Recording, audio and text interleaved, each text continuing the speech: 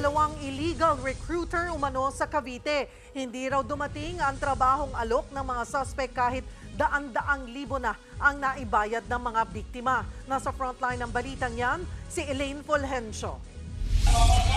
Hindi na nakapalagpa ang babaeng yan ng arestuhin ng mga ahente ng NBI Cavite North District. Naharap siya sa reklamong illegal recruitment at staffa. Huli rin ang lalaking kasabwat umano niya.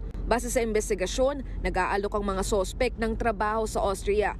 Pinapangakuan niyang mga aplikante na sasahod ng 100,000 piso kada buwan. Umabot sa halos 200,000 piso ang naibayad ng mga complainant pero hindi sila nakakapag-abroad. Binago rin daw ng mga recruiter ang bansa. Imbes na sa Austria ay magiging Croatia na raw ang kontrata ng mga aplikante. Pero mula 2023, hindi pa rin nakakaalis sa Pilipinas ang mga biktima. High-paying jobs. Allegedly, they were already deployed, nakapagpa-deploy na ito allegedly. So naniwala naman yung ating mga applicants.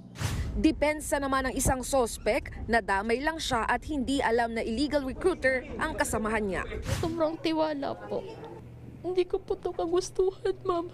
Maharap ang dalawang sospek sa reklamong illegal recruitment at staffa. Sinalubong naman ng mga ahente ng NBI International Operations Division sa airport ang isang may Interpol Red Notice. May kasong syndicated staff ang suspect na si alias Eve.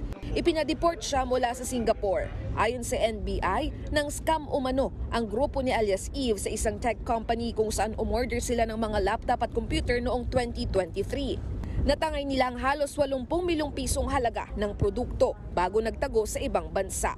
Lahat ng checks, they nag-bounce, no? So no payment was made to the company. But the items were already delivered to them. Mariin namang itinanggi ng sospek ang paratang. Alam ko naman na wala akong kasalanan at naging kaibigan ko lang yung main suspect na hinahanap nila. 3 pang kasabwat ni Eve ang pinaghahanap ng mga otoridad.